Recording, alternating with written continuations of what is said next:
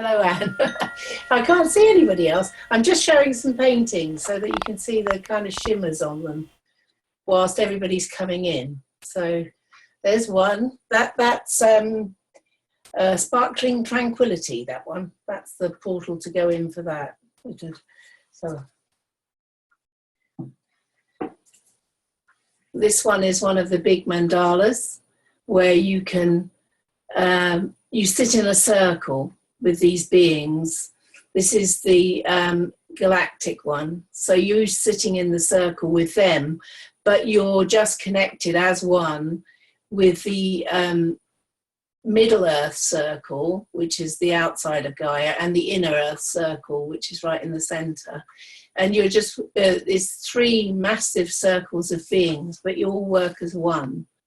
And it's great to go in there just to, you simply sit in a circle and feel, because there's no words or anything, but you feel the connections going round, and somehow you know what's going on. Until you actually do it, it's hard to explain, but it's amazing. Your heart and your mind just come together, and you just understand what is being shared at that moment from all three circles simultaneously, which you wouldn't think that you could actually understand as a human, but you do. You really do get it, because you're part of you has been this galactic and Inner Earth and Middle Earth, I call it. But yeah, it is an amazing experience, that one. Here we are. This is, let's see if we can get it. Yeah, that's better. This is the Golden Dream embodied. So it's golden dragons, and in the center is a being birthed. And when you go through that portal, you realize it's you. So for everybody, this is my very first time, our very first time doing a Zoom this end. So it's all a bit of a mystery at the moment, but we shall find out what. It's only 2 o'clock now, so. Right, this is, it's the wrong way out. Starry dragons spiraling. So you get more idea of the, you need a bit more light there. That's another portal to go through. I'm just going through them all. This is one of my favorites, which is the full moon. And if you look very carefully, it actually, the path leads down to the sea at night. So it's quite a magical one, that one. So the dragon around the moon, and then there's a large tree here, this side, and little tiny dragons and fairies. It's a real celebration all night that happens. And that's great if you go in that one. Oh, it gives you a bit of sort of social life. And here we are. Perpetual motion. This is my higher self and me. And that's one of the portals too. See, this is some of the portal paintings, and I was trying to show, can you see it okay? I was trying to show that a lot of them have a lot more sparkle than is possible to print at all. So this is the portal for me and my higher self, and it's really good to go in and have a lovely chat with them, and you just let the energies flow round and round. Well, I'm glad you're all here, and this is the very first sharing, really, apart from with Matilda, which was great. That was the sort of opening up when I did a lovely interview with Matilda, who's here.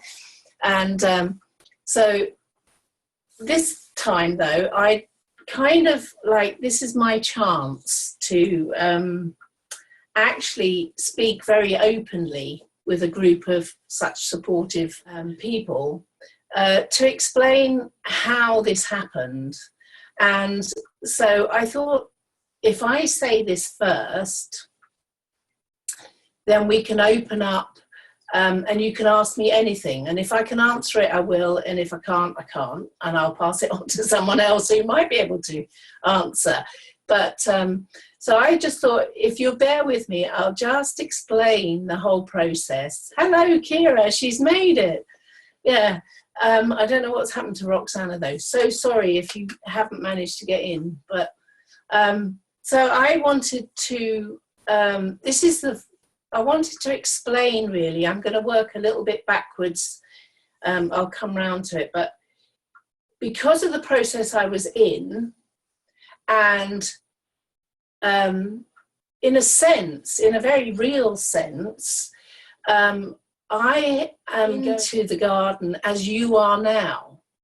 And so some of you might well have been in the garden more than me already, you know, but I know one person in particular probably has, Anne would. So we're really starting all this together, is what I'm trying to say, from this side of things, from entering the garden. So it's really great to have a group of you who all of us can get together and actually do these adventures together and come back and share. And maybe after these first 4, we might do one a month and gather together if people still want to do it, you know. But I just wanted to say, I'll do this. I wrote it down so that I wouldn't piece too much, which I am liable to do. But I wanted to explain also about this book because it is so different from every other book. Because if you do not open it and if you do not engage in it, it just sits there. And it's just like a really colourful coffee table book. But if you're not going to do anything with it, it doesn't mind. It just sits there waiting till someone will pick it up and will, you know, have a go. So if you do have a go, like we're having a go, going in, what kind of experiences do you have? And so I want to explain how the book came about, and also the seeding of the idea and the prompts along the way, so that you, from the other side, if you like, how this came about, because some of you might well recognize this process as well, to maybe not to do exactly the same, but in a process of creating how it comes about.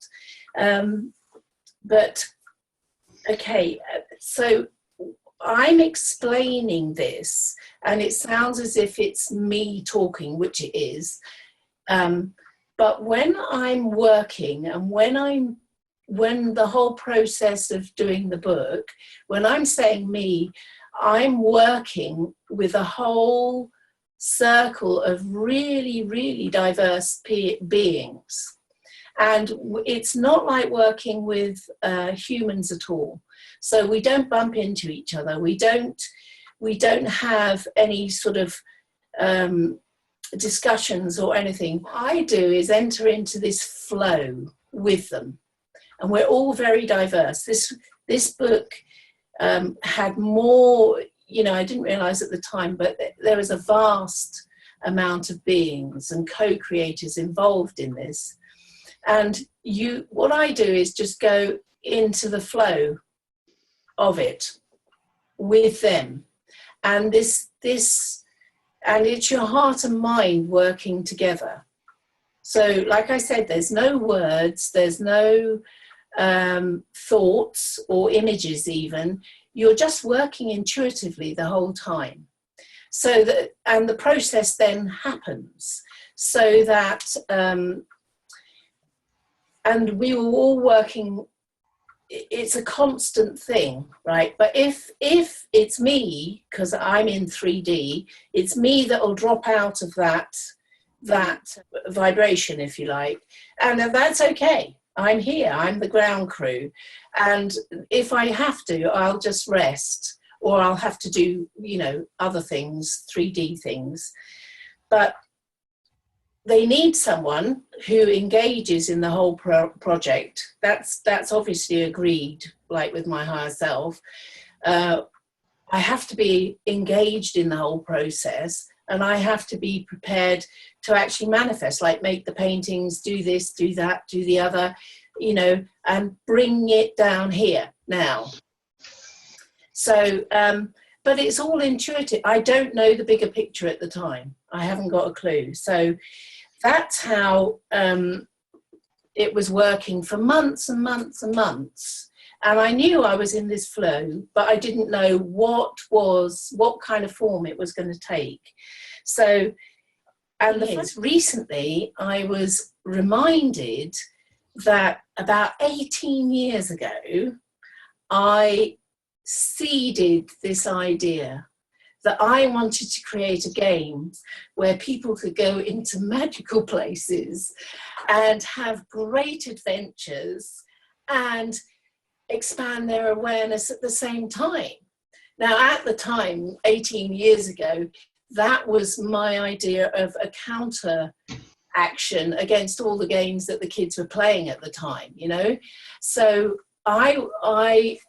but I remember now seeding that idea, and I had no idea how this would actually, you know, it would take this form and how magical it'll actually be, because it's far more than you being directed to do this, that, and the other, like it is on games. It's much bigger than that. So that was a funny thing 18 years ago, you know. And then I realized in the book I put that, you know, at Sky Lodge, I suddenly realized that what it was that I was doing, which is true, but I'd actually been painting all the portals way before that, for a few weeks before that. And then when I went in with the Sky Lodge circles, which are the grandmothers, and the cosmic counterparts, they helped me, gave me real clarity in what kind of direction I was going to do, and how sort of like really clarified that this was going to take form somehow, and in what form it was going to take, I didn't quite know yet, but I knew that I had a Garden of the Heart, and I did know what the Garden of the Heart was because Mark had done all the channelings, and I'd sat in to ground it all with the circles of the One Heart, and they talked about the Garden of the Heart in the channelings and creating them, and for all of us who create them to make this patchwork, you know, all over the earth, so that we all join up and create this new earth as such. So I knew the minute they said it, sort of something inside of me went, I know exactly what you want now. I know what it's going to be. So then, like I explain in the book, there was a moment where I was free from any sort of interference whatsoever. I was literally, and I knew it, and it feels so different, okay? And we, as the big circle as such, laid down the whole framework, layer by layer by layer, in a sacred way. And there was no thought involved in this. I just knew. It's that knowing, okay, it's going to be 8. It's going to be 8. And it's going to have it's going to have a center. It's going to be 8. It's going to have buds at the thing. And it was laid down in a structure. And so who created the structures, actually, I don't know. It's some vast being or a circle of beings. We put it together, like this vast circle that I was in put it together. But to actually, later I realized it was actually manifest as such, it takes huge, you know, it could be the Golden Dragon, or it could be Metatron, but it takes a huge being to be able to actually set this for real. Okay, so that it is holds its integrity throughout everything. So yeah, I digressed there. Okay, I was going to say that at the end, but then when we placed all the layers in and everything, I was putting where the portals would be, again intuitively, but I would pop in and see if the portal was actually open, and allow you in and out, you know, if it was stable. And I kept popping in and out and sensing what that portal was about, you know, having an idea of it, which is why I was able to write down on the side what you might be able to expect. But you know, I was spinning at the end of some days, because I've been in and out of all these different portals, and they are so diverse. You know, one minute you're doing this, and the next minute you're, oh, okay. So, but I checked that they were all for real, that they would open and, you know, let us in. And then we realized, well, that the dragons who had come in unexpectedly to me to hold each of the gardens actually said, well, you know, we're here, we'd like to help. So it was then putting in access to go and meet the dragon as well, because I put in 6 portals. I thought, that's it. No, the dragons then go, no, we actually want to offer our services to the people who come in as well. So it was sort of doing another portal for them. And then this realization, having gone in a couple of times, I sort of, oh my goodness, the gardens are real and they have these beings in them. And so it was acknowledging that and allowing people just to walk in the gardens themselves and be assisted by the beings that live there, because they will show you all sorts of things. And yeah, it's lovely just to do that and meet them. So there was another portal. So what started off 6 went to 8 portals per garden. So it was still being added to, although the thing was set, the actual framework was all set, the details were still coming in all the time. So yeah, and then it was sort of, why not make it a game? Because it wasn't a game initially, you know, why not make it a game? I thought, oh, that's great. So we actually found 8-sided dice, which they use in gaming, like Dungeons and Dragons. So in a sense, I'm going full circle again. I'm using their dice to do my game. So, and that suddenly really opened it up, because you've got 8 colours of the garden and you've got 8 portals to go through. And I haven't done the maths, and I can't, of the chances are when you throw those 2 together, you know, there's a multiple of choices. And yeah, so we decided to do that. That was great, because when I tried that, I was taken to the exact place at the right time, exactly for that moment that I needed it. Even though when I looked it up in the book, I was thinking, what? You know, this one? And so then I went in and oh yes, now I know, you know, then it unfolds.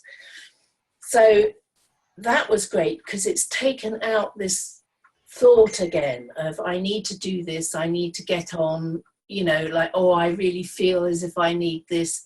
But actually, if you take that all away and you throw the dice, you go where you're meant to go. And the only way I can explain that is that I think my higher self is probably directing those dice a lot better than I can.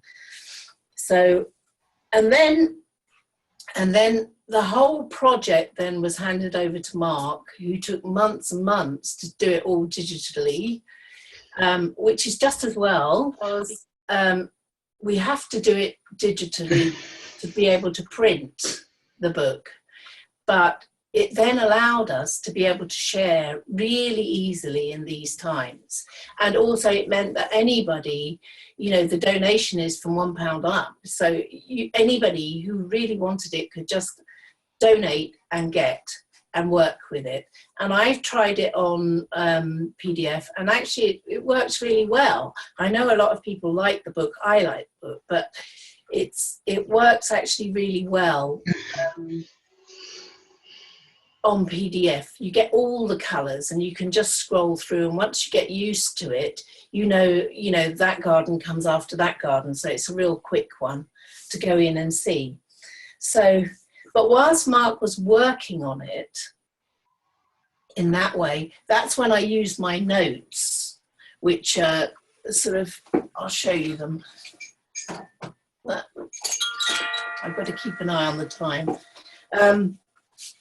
This is the master planner thing. Some of the paintings are in here. When I suddenly realised that they wanted us to go into the gardens and meet the beings, I suddenly had to do portals to let them in, you know. But this is how it was laid out initially, if you see. Little tiny thumb-size paintings, and then the writing beside them. So that, and it was you know, this is 64 portals to go through. So that was my, and I used that to access into the garden with my dice. And that's when I found out how magical this place really is, and that it is really real, and it's waiting for you to enter. And then I sent out copies to several people that are here, so thank you for trying them out. And when I found out that they could enter and they could journey, I knew then that it really wasn't just for me, that it was to be shared. I mean, all along I was obviously thinking it was to be shared, but I suddenly thought, well, what if I've just done this all, you know, and only I can get in? You know, the little me comes in all panicky. So I sort of sent it out, and it was great to get the feedback. Thank you so much. Thank you so much.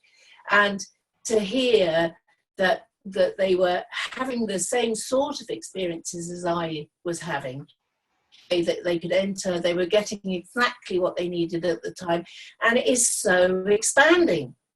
Every time you come back far more refreshed, and the feeling of feeling more whole each time, more whole, more of me coming back into being me, you know, anchoring here.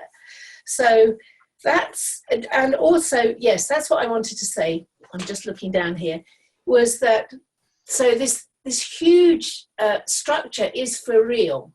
It is held somewhere in the etheric or in another dimension. I really can't tell you exactly where, but it is there in its entirety. It really is real. And it's a sacred place. It is a sacred place. It has been built in that manner, and it has been blessed in that manner, otherwise it wouldn't exist. But it's the dragons who stabilize all the energies running through all the garden, the whole garden, through each individual garden, through the whole garden. Because they're each guardians of their own garden, but they can work as one. So, and the other thing they do, the dragons hold open the portals, okay? And they hold them open securely and let you through, bring you back. So everything is stabilized. It's, when you go in there, everything is stable. Although every time you go through the same portal, you'll probably have a different experience, okay? It's not like going on the same walk day after day and noticing a bit more. It's not like that. You go through a portal the second time and it'll be totally different experience than the first one. It's amazing. Like, Inka's looking a bit puzzled, but it is amazing. You've got to try it and also a reassurance that when you go in there, the beings that come to greet you, come to escort you, whatever kind of being it is, they are incredibly kind and loving and respectful of you. It's like they can see you as you truly are, and they know that you can't. You know, there's that sort of acknowledgement. You don't know who you are, but I know who you are really. And is all what you are treated with in such a loving way. It is just, I mean, it breaks your heart sometimes. It's just wonderful. But that's how everybody is treated when they enter the garden, because you're entering through your heart portal and they are working in the one heart. So they are already working in that vibration. So, yeah, and so it's finding about you, but not your ego. It's finding about exactly who you are, really. It's bringing back all the parts that you didn't know you were. I found parts of me that I didn't know existed, and I've done a lot of recalling over 20, 30 years. So, and still there were bits of me that I didn't know about. It was amazing, but you're shown in such a beautiful way. And if I'm to something, you know, like if I'm searching for something and I don't have the words, I can just go in the garden and just sort of say, please. And they'll show me in the most amazing way, because they'll start from a different angle than I was. And the other thing is that they use your soul language. So they use all the symbols and the words and references that you hold up here. They use all of them for you so that you can understand what it is you're kind of stuck with at this moment, you know. And you can have, I mean, some of them are so incredibly wise. You can ask them anything, you know. And some have a great sense of humor and really lighten you up. You know, if you've had a bit of a kind of time, they really lighten you up because they know how to tickle you. They really do. And I've got I was given this, they tickle the truth that makes you giggle, you know.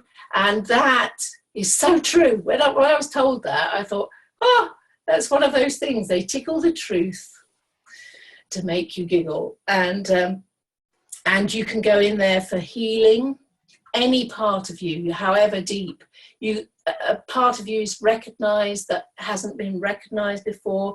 All this amazing healing can happen, but it happens in such a loving, light way, in a way that I'm not able to do, and I've been doing it for donkey's years, and nobody that I know can do it either. So they do it completely in tune with your system.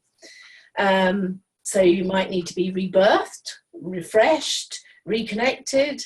And the other thing is you might want some specific knowledge that, like, Google just can't tell you. So you might want some very specific knowledge. So you can go in there and they can tell you. And occasionally, I've had this once on a journey where they're taking me there and then it goes blank. And you mustn't know beyond that point, and that's fine. Because what you're asking is impossible to show you at this point. That's what I found out. Why wasn't I being shown? And there is no other beyond that. You know, like, you're creating it, so they can't show it.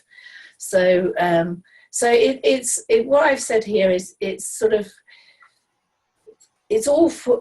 all given to me. Everything when I go in is given to me in a way that I can understand. Like, it uses my unique language of my soul. So somehow they manage to get in and do it that way. And each journey, and I've got to, each journey takes about, for me, between 10 and 20 minutes. That's all, but I'm taken way out of space and time and shown everything I need to know, and then I simply come back. And that's all you have to do, is just come back. So, yeah, and I think the ones of us that are really working with it now, which is what I think Anne Wood said, is we're going to be the ones that are anchoring this into this realm more and more and more. As it's kind of like I said at the beginning, if you just leave it there, it's inert. If you just leave it on the table, it's going to be inert. But the more of us use it and go in, the more alive itself it becomes. So we're the anchorers at the moment. So yes, so what I was going to suggest, and I know I've gone on longer actually than I intended to, but what I was going to suggest is that I throw the dice, we get to a portal, okay, and I'll read the words, and then I'll show you the image. But what I'll do, the idea is, because we haven't got time to go and come back and everything, so what I was going to do is that we all go in and you come back, each of you, in your own time. And so you're not calling back or anything. But what I'll do is when Zoom goes off, can you hear this? I was just going to play that so that you know that Zoom has gone, all right? And you arrive back in your own places. And then next week, we share some of the journeys. You share whatever's comfortable, but if you've gone into, we're all going to, this is a new one on me, I've never done it with everybody else, so we're all going to go in the same portal, okay? And we're going to see next week if we have, what kind of journeys we had in that particular portal, and if there's any sort of strands that are similar or not. I don't know, I haven't got a clue. So does that sound okay to you? If I throw the dice, we'll find out where we're going. And then when you hear this bell, this little chime, it means that we've gone offline, but take your time to journey for as long as you want, and then just come back into your own space whenever it feels right. And there will be a moment where it just feels right for you to do that. And then I'll see you next week, hopefully, okay? So I'm going to get the dice. No, I'll just leave it. Yeah, I'll just leave it for this. Yeah, no, I'll do that next week. Okay, here are the dice. Okay, we have six golden yellow. Okay. This is, and I just happen to have this painting here. I wondered if I would. Okay. I'll read, I can now both show you and read at the same time. Okay, Birthing of the Golden One. So what you have to do, first of all, is just look at the main garden. Okay, to get in the garden, we have to just quieten ourselves. And then what I do is just put my hand on the actual thing, painting. And all you have to do is drop into your heart and say, I wish to enter the garden. Okay? So from that point, you've dropped in, I wish to enter the garden. And we've drawn the dice, which is Birthing the Golden One. Enter this portal and you will be in your new cycle of evolution. For you are birthing yourself as a new golden one. These light and golden sparkly dragons are here to support you in this process. Feel the frequencies flowing around you and in you. Feel the old casing falling away as you birth this bright new being, who is you. The new you is shiny and bright, with a heart full of golden energy and an illumined mind sparkling with cosmic consciousness. Welcome home, blessed one. And it just says you may well wish to rest in these highly supportive energies for a while as you adjust to the new you. When you're ready, simply return. So just go in and go in with the dragons and circle round with them, down, down, down into the center. Feel yourself curled up there with all these beautiful dragons going round with this golden energy, and feel it infusing you.